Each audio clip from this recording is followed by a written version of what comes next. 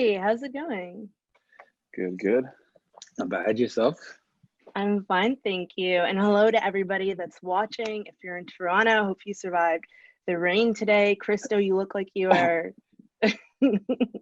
not in a place that's that cold, and maybe that's the plant behind you. Yeah, no, it's pretty cozy out here, kind of warm. Where are you right now? We're in LA right now, doing a couple of videos coming out in the next couple weeks. Fabulous. Well, that's exciting. Just some housekeeping before we get started. We are so thrilled to have Christo and Glenn from Kids Studio with us here tonight. It's wherever you are. If you're in Toronto, it's 7 p.m. So hopefully you're winding down. Maybe you have a cup of tea. Maybe you have a glass of wine, something like that. So MVP Project is a joint initiative of RBC Music and Prism Prize, established to foster growth in the Canadian music video community. Filmmakers and recording artists are encouraged to team up and submit videos for a chance to win between 5 and 15 grand in funding, which is always great because it's nice to have resources to support your big ideas. And to date, MVP Project has funded 14 videos, 21 of which have been released. And submissions are open now and close on November 1st. So if you're lifting, you should probably get going on that.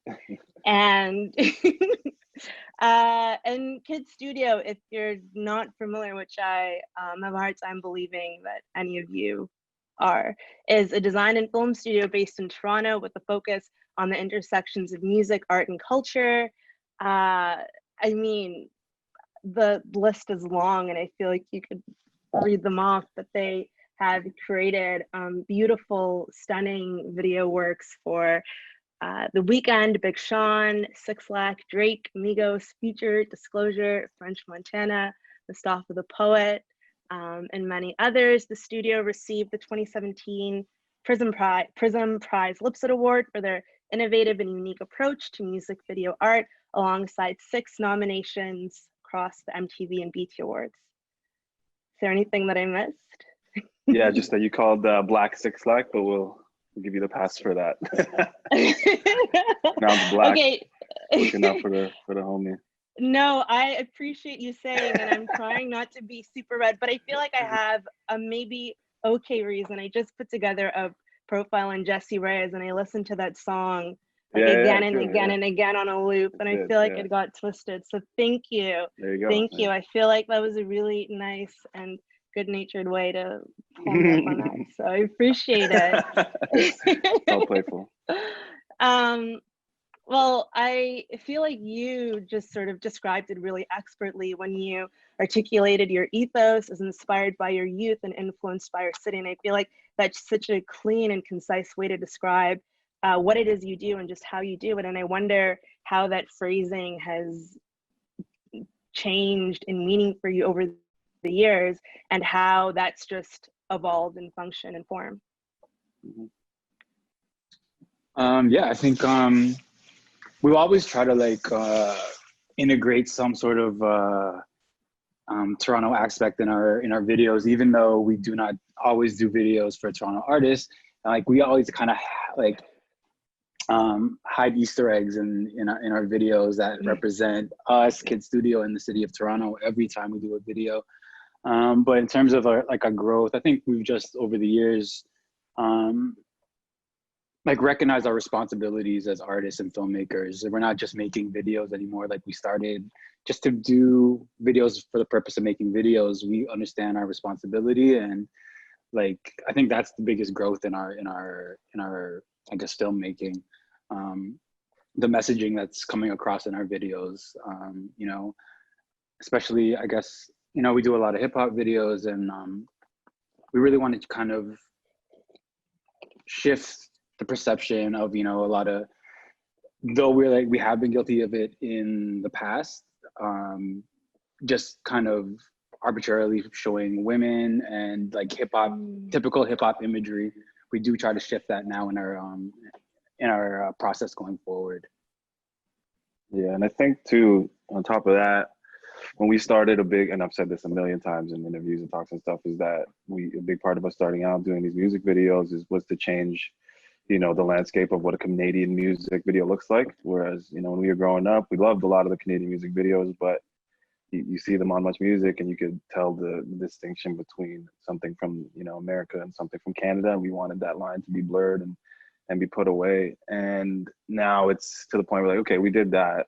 Now, you know, what's next? You know, how do we grow that even more, you know, and make where we come from the epicenter for, you know, innovative things, right? Make people be like, oh shit, anything coming from Toronto is gonna be maybe even better than something you might see from anywhere else in the world. So that's, I think, yeah, I mean, I think what's so interesting is that like when it comes to your videos, even when they're visually distinct, like there's the spirit that comes through in all of them, and it's atmospheric and climactic and playful and thoughtful, and you just translate a great deal of meaning with a great deal of precision. And I just wonder, what are some of those tangible elements that when you're in the concepting stage, you're thinking, these are these, and you said it really well, these are these sort of Easter eggs that we plant, so you kind of put your signature on a lot of the work that you do.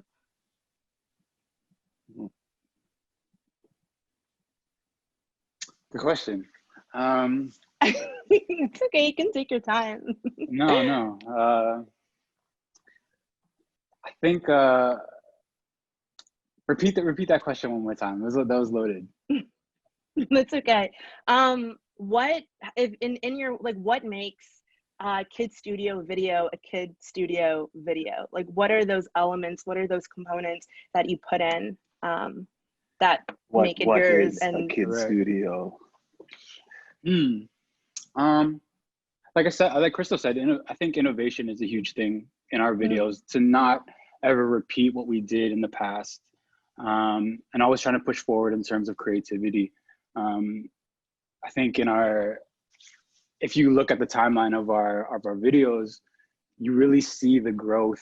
It's literally kind of like a timeline of watching, of us learning. So with every video that we do, we take it upon ourselves to learn something different, whether it's technology, whether it's even us pushing our storytelling abilities. I think in the last few, I would say year or two, that's been a huge thing for us, where we're not only just trying to make cool music videos, we're trying to see how we can use music video narratives to move beyond music videos in the future. So we're learning how to storytell better. There's always been an element of storytelling behind our music videos that was like kind of just in the atmosphere. Now we're trying to really push narrative and see where that takes us in the future beyond music videos.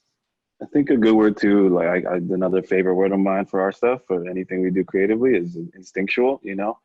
And I think that comes from like what Glenn just said about, you know, not being, you know, perfect in any of these forms. And when we take on something new each video, whether that's, you know, a piece of cinematography, a lens, a tool, a way of storytelling, you know, in that moment, the second we adopt that into that treatment or video, it instantly becomes instinctual, because we're learning as we go. And I think you do get that, you know, playful, you know, hate to say it, kid-like nature to our videos, because we are just kind of having fun. We're always having fun, and we're all nerding out on set and nerding out during the process, and so geeked that we got this new toy that we can use on the shoot. And I think that's what keeps us going and keeps it fresh. There's also, yeah, absolutely. But there's also like a method to our madness, in terms of, we make sure when we're laying out or editing, in the editing stage of a video, there is a climactic part, there is a conclusive ending, there is a build-up.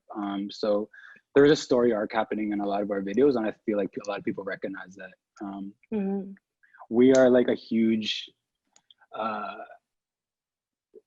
we're huge against showing everything up front in the video, which a lot of music videos do, trying to put everything, try to get that attention at the beginning of the video, and you're showing all your cards in the first, I don't know, maybe even 30 seconds of the video, where our kind of storylines kind of drag out. And I think a lot of people have recognized that, you know, and appreciate that element of storytelling in our music videos, you know?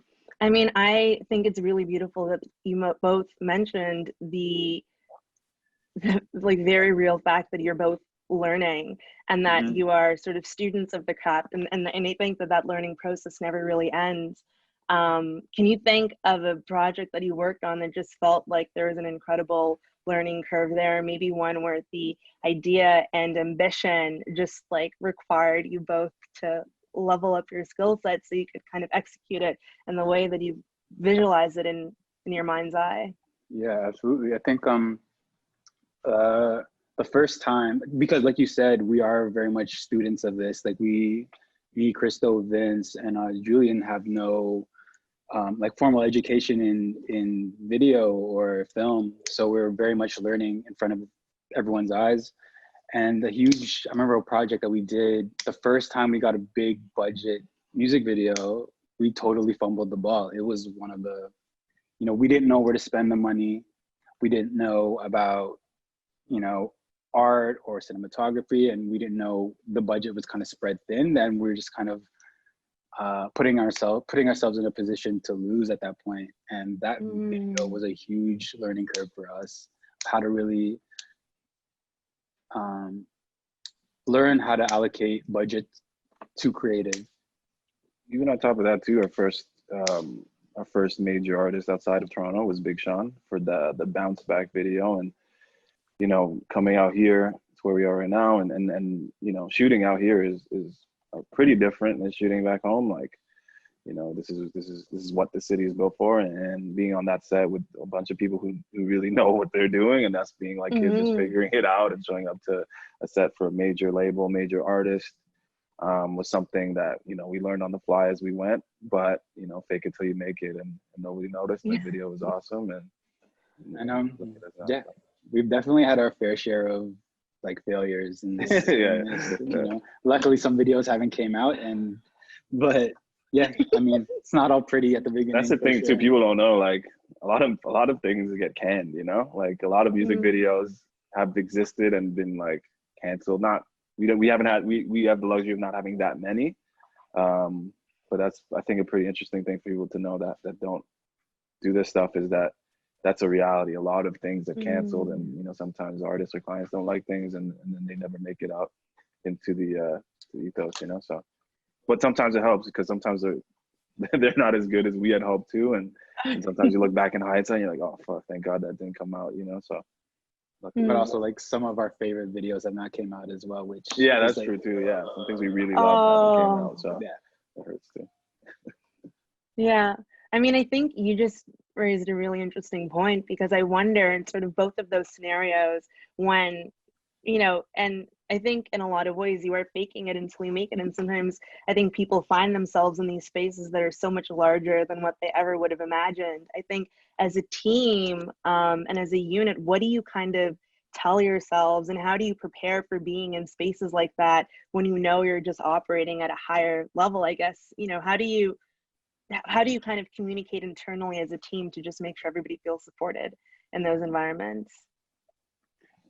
Yeah, I think like me, Christo, and Vince are all very close. We're like, very much like brothers. And when we go on a set that we are, especially at the beginning, we always want, like we said, we're always trying to be like sponges, and always learning on set, and never really place our, because we're the directors or producers, above anyone else on set, and that everyone else on set has knowledge that we could learn, and vice versa. So I think that synergy between us coming on set and, just the way we navigate around music videos and now the commercial world, like, just because we have this, like, I guess, tag of director, we're still very much trying to learn, and we're open about that, Yeah.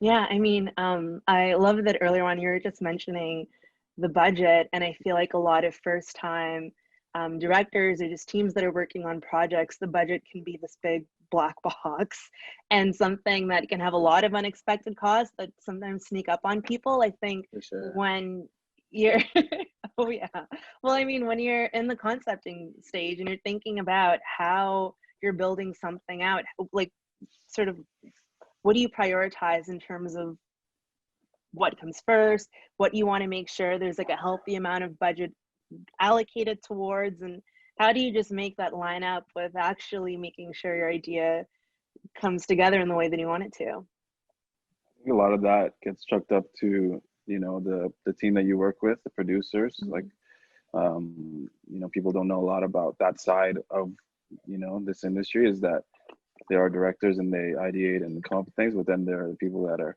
you know, in the background going off and making sure these ideas can come to life. And if you don't have those right people behind you, you know, your dreams and your ideas will fall by the wayside, and there's no way to, you know, do without that.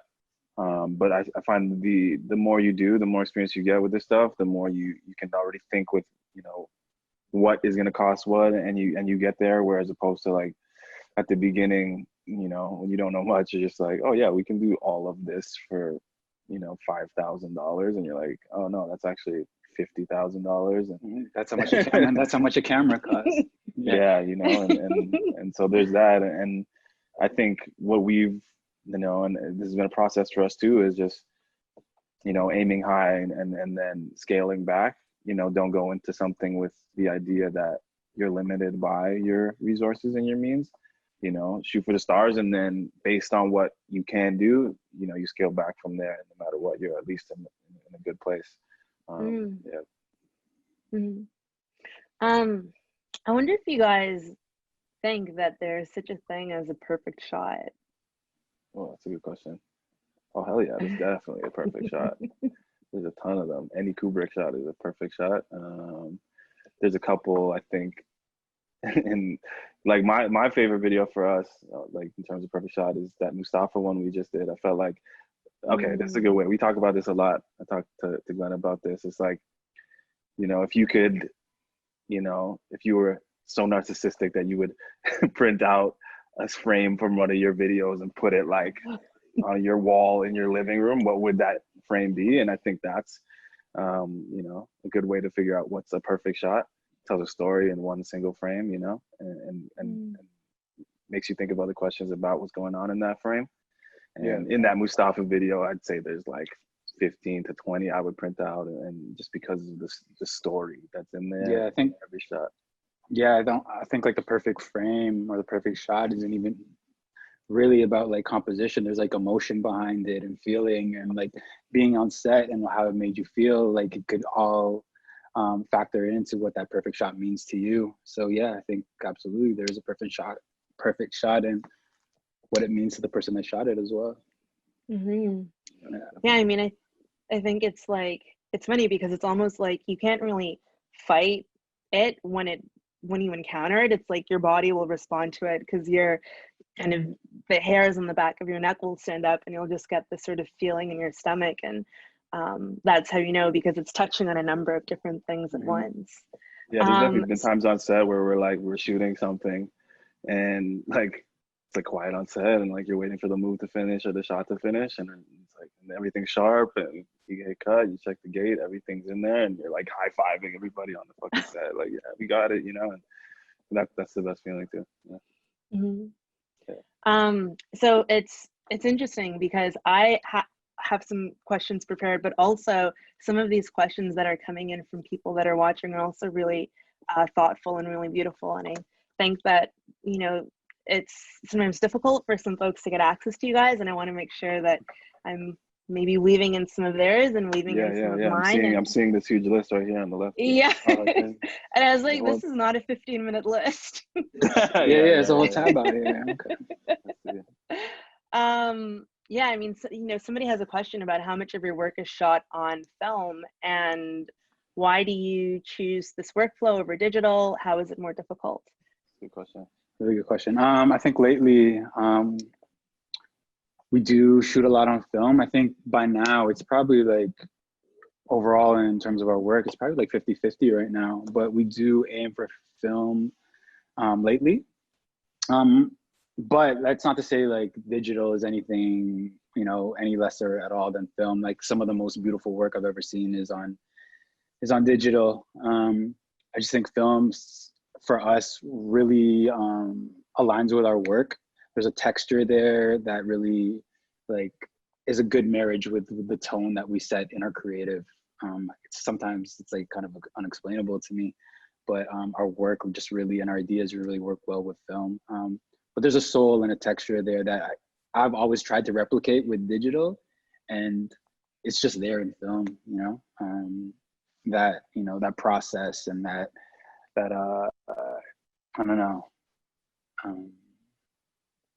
man, it just has this inherent beauty to it that, you know, it can't replicate. But like, digital goes hard though.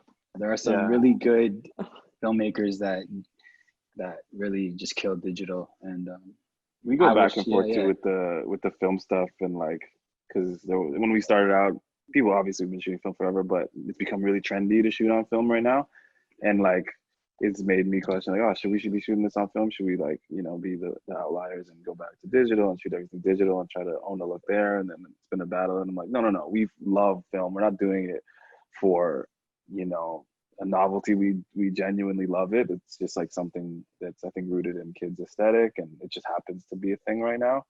But no matter what, I think we choose film over digital any day.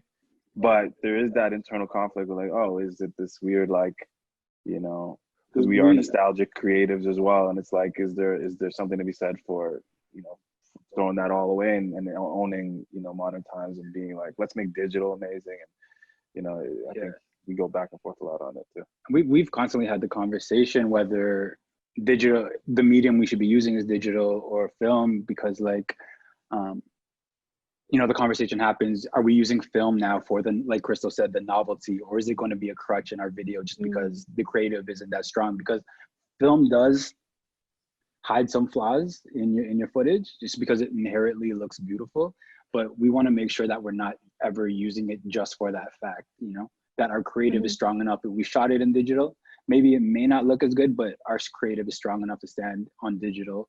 But we just want to make sure that it's never a crutch for us. Absolutely. And there is times where digital, like, is the right choice. You know, there are certain stories where you need something that vivid and with that much information that it's that immersive. You're not, it's possible to get with film, but like there is a difference too there. Yeah. Like Mustafa's video was shot in digital, and I think that was that was absolutely the right choice. Because like all the emotion was just so palpable in the rooms that we were shooting. But even then, when we decided to shoot that digital, we were like, you know, like how do we make this better? And, you know, we approached that by bringing something new. And when we spoke to technology and different tools, we brought in a lens that we've never used and isn't as common in like, you know, packages that people get. It was like a very wide 8mm lens, which is almost like a fisheye. You don't see it that common. It's like a special order that you have to get for your package. And that was even done with intention, you know, because that lens makes everything, you know, obviously super wide, super big, but then it also makes your subjects seem almost gigantic and skewed and large. And that story was about, you know, painting these people that aren't offered, you know, the dignity that they deserve sometimes to be, you know, almost godlike. Larger than life, yeah. So even that was done with intention because, you know, we couldn't shoot film because of the timeline or whatever. So we made sure to find something to bring the digital up, you know, like how do we make it better? And that's what happened there. Yeah. Well, I mean, I feel like that dovetails so nicely into you talking about everything just being instinctual. And I think sometimes it's the sort of gut feeling when you know what might be the best fit for that. This seems to be coming up in different ways with a couple of different people, but it looks like there's some questions about how you get connected to artists and what that relationship is like, if they reach out to you, if you reach out to them. And I guess for some people who are new to this, like, what's the best way to get in touch with an artist? Good question. We've been like fortunate enough that from the beginning of our careers, the artists have always just kind of reached out to us. And then within those, you know, after creating a video for these people, you start developing these relationships. I'm just talking about our path really, that we've developed relationships with, you know, an artist creative director, and then you're able to reach out and these developed relationships, you're able to be like, oh, what projects you guys got coming up? Is there anything we could help with? But in terms of like reaching out to artists, we've never really done that. That for people that we don't have like a little bit of a relationship with. What I can say though is even that being said, like what got, you know, Kid and everything we've done on some people's radars is working with, you know, close friends and people we respect, and then using that as like the, you know, proof of concept. And, you know, then showing another artist or an artist seeing that smaller video. And that's the thing with artists too. Huge artists are like, they're who they are for a reason. They're always looking for something that other people don't have, you know. And you think the smallest video that you've done isn't seen, oh, they might have seen it, you know. And that happens to us all the time. And another thing with bigger artists or whatever you want to call them, they need, you know, to be validated by like fellow artists too. So, you know, if they have a friend as an artist and then they see that video and they're like, oh, that's sick, and let me get the person who did that. And so yeah, I think it's about, you know, working with the people you know, starting with people that are close to you, doing videos that, you know, you think are small and you think nobody's gonna see, but as long as you're really, you know, pushing it and passionate about those, they're gonna be seen, and then you never know where that'll end up. I mean, you know? yeah, that's literally how our origin story started.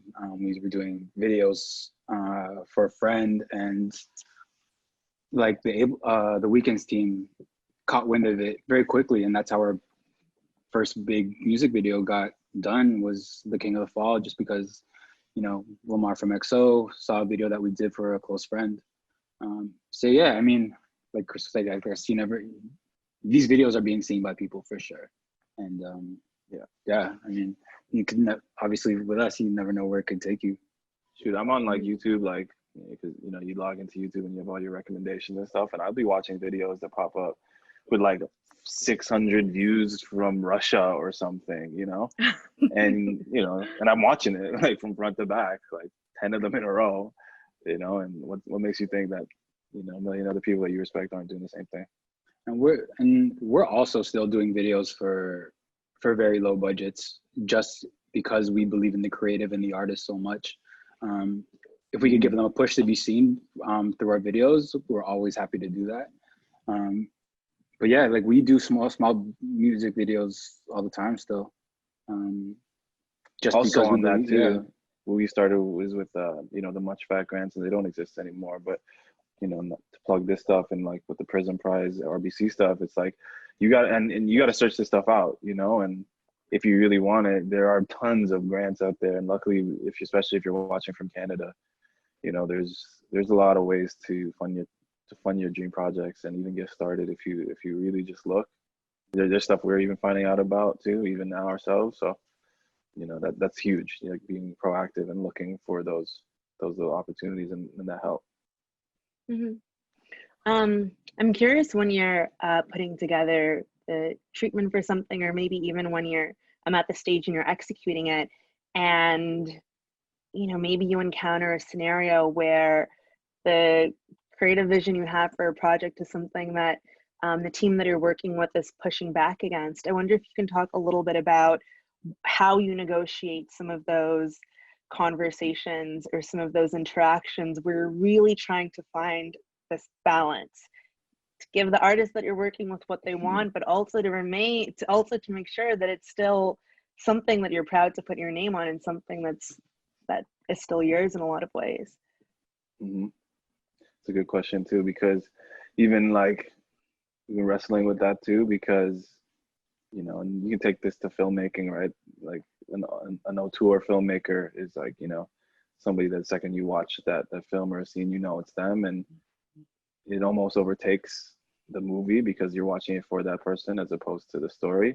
And I think a big thing for us is you know, not doing that, even though we do it. I think you could tell it's us, but I think we do a good job of involving the artist and making sure it's half and half. Because at the end of the day, it is, you know, we're all like, especially if you're coming from a filmmaking standpoint or a director, this is how you're trying to like discover your voice and make your, you know, art. But a music video is a 50-50 thing. This is an advertisement for this person's song, this artist's song. And sometimes you get wrapped into it and you think, no, this is the better way. And you do have those talks and those arguments. But I think at the end of the day, you know, you guys are both setting out to do the same thing, and trying to get on that same page is tough. But I think if you're completely transparent about why you want to do something and why you think you're right, and at least lay the cards down, I think you'll have a pretty high success rate of hopefully making it, you know, compromise. Yeah, absolutely. I mean, I feel like it's so easy to forget that whenever you're working on something with someone else, there's like definitely a bit of vulnerability there, and everybody's heart is kind of on their Sure. sleeve. So you want to make sure that you're having those conversations with a really gentle touch, and kind We of definitely learned going into any project that, you know, with music videos, it is a collaborative process. So I think going into that with that mindset, you know, you lose a lot of the disappointments, but you're ready to have those conversations, like you said, with, you know, these gentle conversations. Sometimes they don't go as gentle as we'd hope, but we know what we're getting into. There have been times where we're like, if you like, you know, just complete transparency, there have been times where we're like, if this changes, like, take our names off of this, you know, and that's literally only happened once, you know, and we're not that kind of people, but it was because we're like, this is just completely to the detriment of this product, even for yourself. Like, we don't even want our names on it. And sometimes, even though it was once, you gotta stick to your guns, because why the hell did you spend, you know, months working on this for everything to be flushed down the drain because of one decision? So there is compromise, and there is saying hell no. Like, you gotta fight back sometimes, you know. Sure. Yeah, absolutely. I mean, I think that that's one of the benefits of having a number of different voices and perspectives in the room, where somebody can just see a blind spot, or they can see something that someone else might spot that that person who's steering the ship might not necessarily have in their line of sight, but you can sort of see that coming in from the distance. Yeah. We have a question here from my friend Daniel Goodman. Hello, and he wants to know, do you see the state of the music video shifting as we adapt to a changing world of production restrictions, new delivery platforms, etc.? If so, what does that vision look like? And I think, you know, this question sort of touches on something I've been thinking a lot about, where we look at the environment right now, this like present COVID period, and we think about how we still make art and how we still make beautiful things, and how we work through this and live through this rather than trying to wait for everything to go back to normal. So what has been some of your experience in that realm? It's interesting because, like, we were, you know, when quarantine happened, and, you know, obviously we can't travel to the States to work, we shot a lot of videos on Zoom, you know, and I thought, you know, it is for sure it's restrictive. You don't have the freedom to paint your picture on set as, you know, vividly as you hoped for in your head. But it's weird because, like, some of my favorite videos, like I'm talking about the Disclosure birthday video, is one of our favorite videos, and one of our most creative videos, and we shot that over, you know, me and Christo sitting on my couch. We didn't even have the Zoom link for that one. Yeah, it was like it was a camera facing the monitor. FaceTime. But yeah, I mean, definitely just trying to like navigate through this has been tough. Directing over Zoom is definitely not our preferred method of directing, but people are getting it done, and there's still amazing work being produced. And like I said, some of our favorite stuff has been done during this period. The thing too with, like, you know, when COVID started, I feel like the whole world had that, you know, that existential dread of, is my fucking profession over with, you know? And you could obviously think that, but then one of the things we realized pretty quickly is that, for whatever reason, the music industry, for one, is almost like, you know, COVID proof. People need to consume this.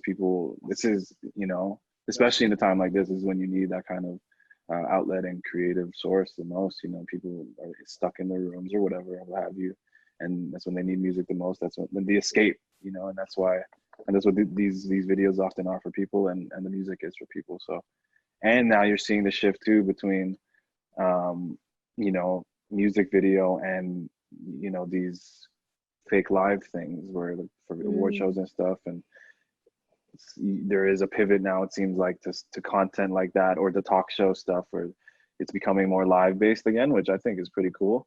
but it's like this middle ground of live and music video, and it's evolving like right in front of our eyes, which is pretty cool. Yeah, absolutely. I mean, I think what is really exciting is that it feels like on the other end of this, we're going to get a new medium that we don't really have a name for yet, but something where, and I feel like I'm gonna sort Christo of calls them, exact. Christo calls them COVIDs. Yeah. So it's a new genre. Yeah, it's a new genre of videos. That is brilliant and terrifying at the same time. Yeah, I mean, I think like sometimes it's in situations of crisis that people are forced to come out with big new ideas of doing the things that they've always sort of done. Somebody has a question about your affinity towards making feature films, and if that's a place that your mind is kind of at, and I guess also more broadly, like where is your head at right now in terms of what you want to devote your time and creative energy to? The $1 million question. No, I think like how I was describing earlier, we're using music videos kind of to propel us into that, you know, into that field. Really practicing our storytelling and our writing, and seeing how that could, like, you know, transcend music videos maybe. But yeah, it's definitely been something at the back of my mind. And I know Christo, we're like huge film heads, like movie lovers. So making a film would be, you know, the dream for me, for sure. Yeah, and it's all leading towards that in terms of, like, you know, what we're doing lately. And there's like that aspect too, and like bringing it back, you know, to home, and you know, us wanting to push the boundaries with, you know, this specific craft, you know, and again, always relating to where we're coming from, because it informed our personality so much, which is Toronto and Canada. And you know, I often say that's just like, yeah, we've done it for music videos, and there's only so many music videos we can do, and only so many artists we can work with, that, like, you know, it's time to, you know, change the narrative when it comes to, you know, TV or film from Toronto and Canada as well. You know, how do we push that now? You know, because we watch a lot of great American TV and film, and there's a ton of good Canadian stuff too, but I think nothing with our voice. You know, as people of color from, you know, a multicultural place, and you know, there's Schitt's Creek, and you know, there's Kim's Convenience, and as far as Canadian TV goes, and they're doing amazing. But I want to see something about, you know, like just throwing out like creative kids from our scene and our city, and real stories coming to life, you know. And you'll see shows from the UK, for instance, even, you know, New Zealand and Australia, about, you know, different sects of life that you haven't seen yet from Canada and Toronto, and it's like, why not, you know? And the same way we try to push, you know, music videos forward within our community and our country and our city, we want to do that for narrative as well, TV and film. It's definitely going to happen. Yeah, I really appreciate it. And this was sort of early on in our conversation where, Glenn, you were just talking about being more intentional about how you build narrative and sort of how you think about how you portray people and different subjects, and just how you tell those stories with a different voice and maybe a different lens. And I wonder if you can talk a little bit about some of the experiences that you had that sort of prompted that shift, where it's like, if we're showing a woman on screen, or if we're showing a particular thing on screen, this is how we want to portray it, and this is the perception we want attached to it. Yeah, absolutely. I think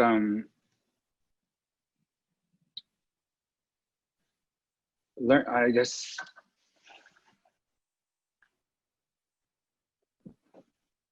I don't know where that shift came from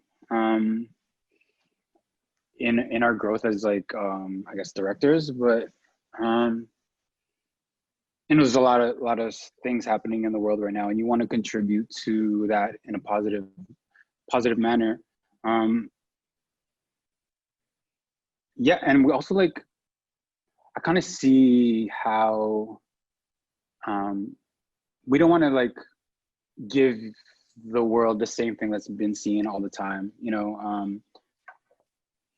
Women scantily clad in hip hop music videos, and a lot of like guns and drugs being portrayed in these videos is not something that we wanted to contribute to.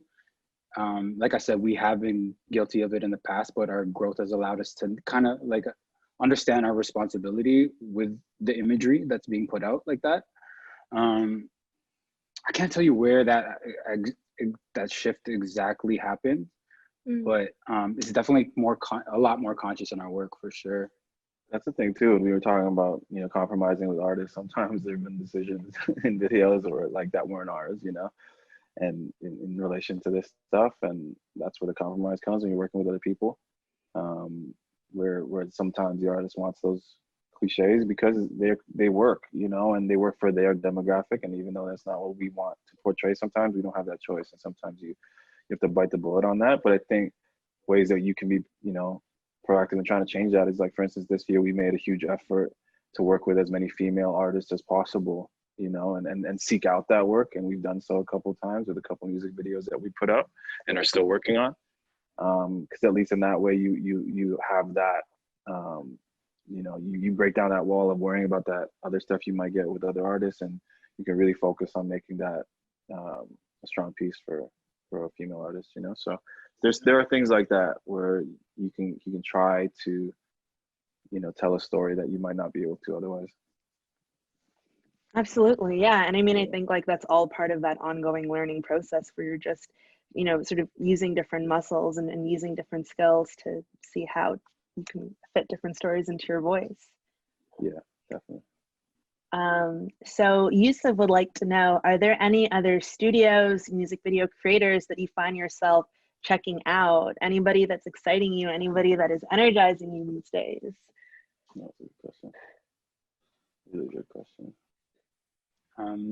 Yeah, there's a lot of people in Toronto for sure. We got some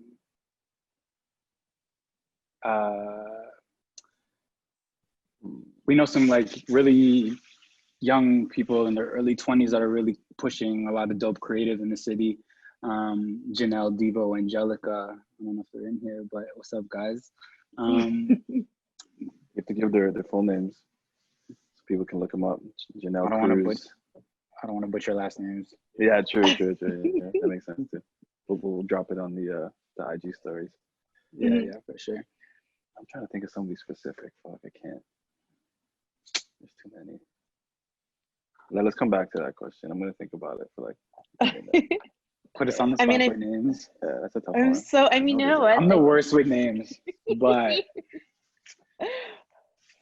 I mean, I also just feel like there's this thing where it's like everybody's brain is like functioning differently because we're just like not seeing our friends and not seeing people and just like looking at a screen all day long. So I feel like definitely can't be blamed. Oh wait, let me nerd out and like answer this question in a different way.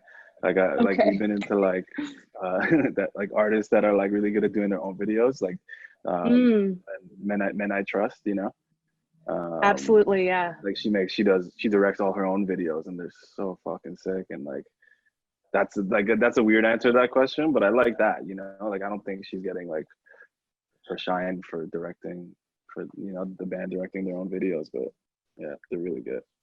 There's that. that's the kind of answer to that question. Look it up. So Jan Roland would like to know, what do you guys look for when choosing a DOP for a particular project? What calls your eye to someone's work? That's a good question. Yeah.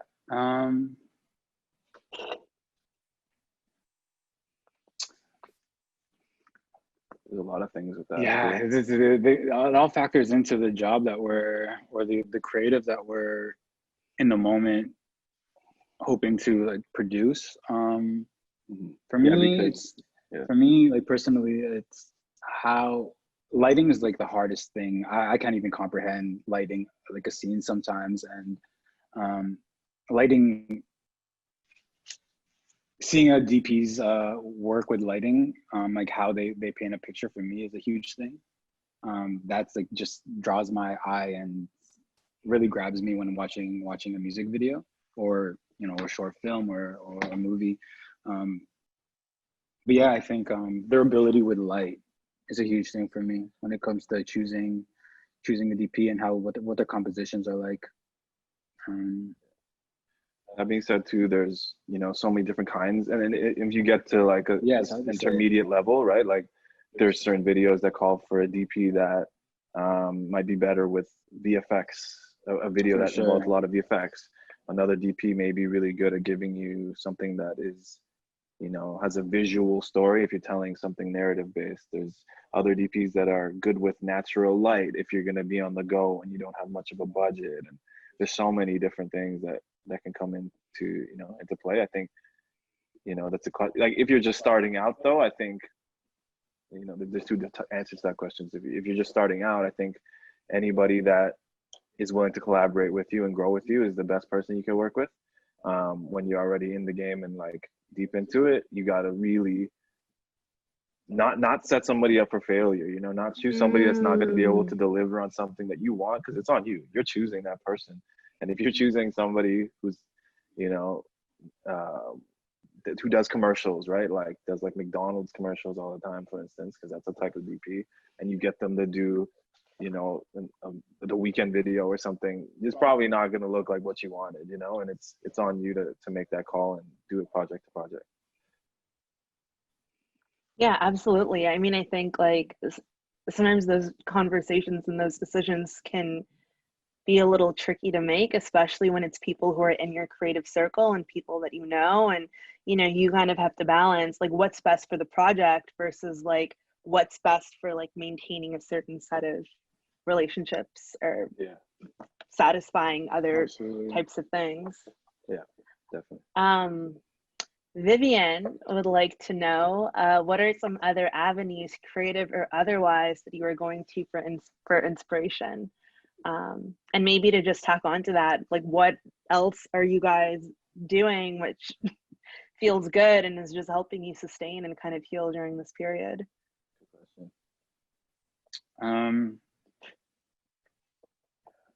For me, I like creating when my mind isn't really cluttered. I really like to just kind of like, reading brings me down to a level where it opens up, the floodgates of creativity, or even meditation, or, yoga, or even working out. Like I've really found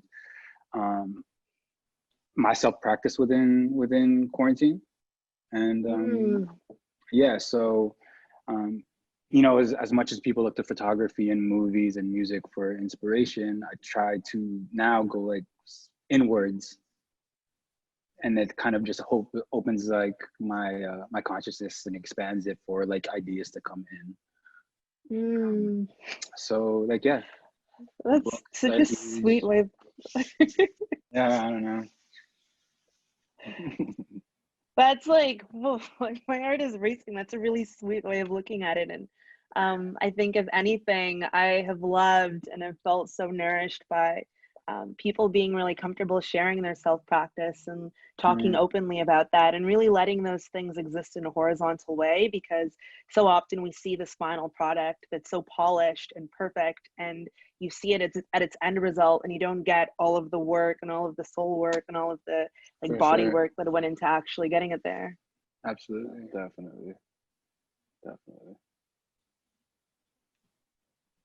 Yeah, Christo, what's making you feel that's a good question. I think inspired, for me, engaged? the first thing that came to my mind was people, new people, new perspectives, as opposed to like something really specific, starting new relationships with people that are different from yourself, and put you onto things that you might not have, as opposed to something really specific and concrete. I think just like the openness of having an open mind in terms of your relationships with new people. I think it sounds kind of loose and abstract, but like that's like the first thing that I feel like has really helped me. Being a kid again, like, and opening yourself up. Yeah. Especially in like quarantine or during COVID, people kind of just stay self-isolated, think what Christo is describing is amazing, because if you start opening yourselves and keep that conversation going, you know, rather than like hiding in your house, in your, you know, I bet a lot of us felt that way, you know, just kind of closing in. But yeah, like, you know, we're so far from all the people that we work with here in the States, keeping those conversations going and somehow making new connections. And meeting people digitally, you know, we've met a lot of people we've been hitting a lot more people up over like DMs and stuff just to get a conversation going, you know, because we don't have that face-to-face luxury anymore. Yeah, and that, like, it's just the way of like navigating relationships through COVID. Yeah, and I think, like, you know, just resetting your expectations about what creative intimacy with another person looks like, and exactly. letting intimacy. I like that. Let me just write that down right quick.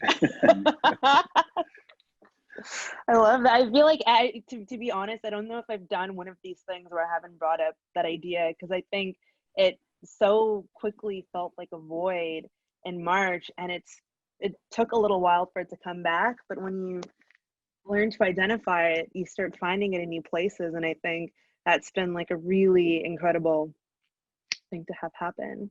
There may or may not be a short film coming out called Creative Intimacy soon.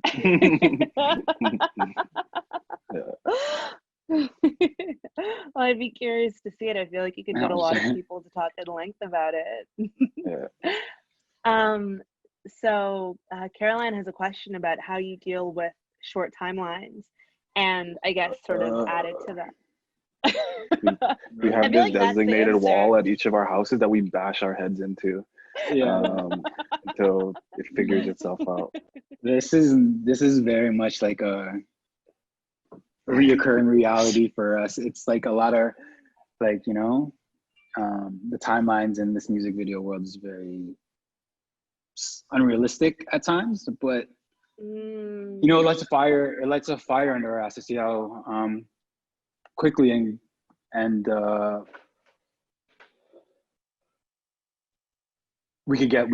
quickly we could get our ideas out. But yeah, man, short timelines it's gonna age us. Yeah, the more you get into it, the more you can make those, you know, quick, precise decisions, and you get like you get better at it, you know. But yeah, like we've learned to work under pressure, like over the last few years. We have the benefit too of having, you know, a group of people, a team, a slight team, you know, whether it's 3-4 people, it still helps to bounce ideas off of people. We bounce like ideas off of people that aren't even involved with the project, just because we respect their opinion. And a lot of the times, these tight timelines, it's not the work that's hard, it's the decisions that you have to make in terms of sacrificing things. And, you know, that's what it's more about, you know, being quick on your feet to make a call when you're maybe unsure of yourself or unsure of that decision. And that's what having reliable people with taste around you really helps with, you know.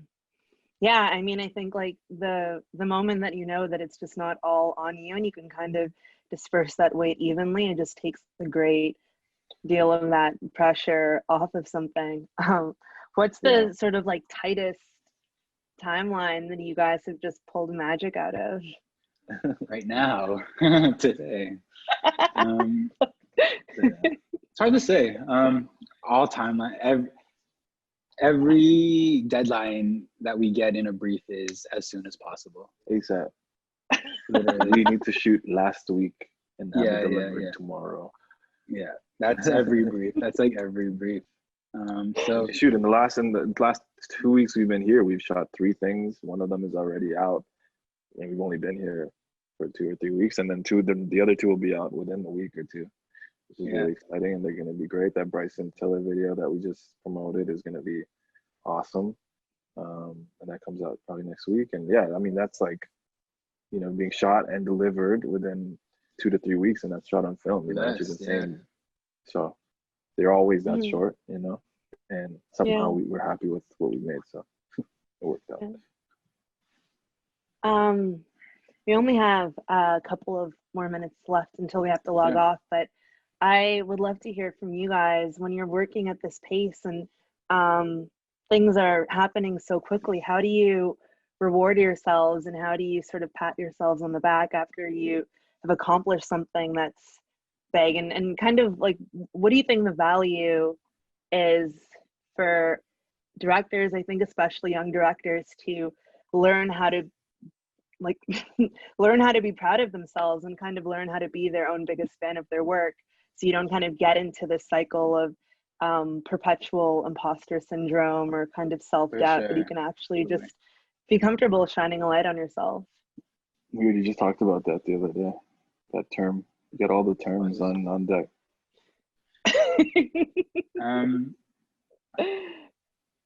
It's, you know, like, it was like a conscious decision to, every time we put out a video before, to, you're making me realize that we've lost this, but we used to like celebrate every time a video came out.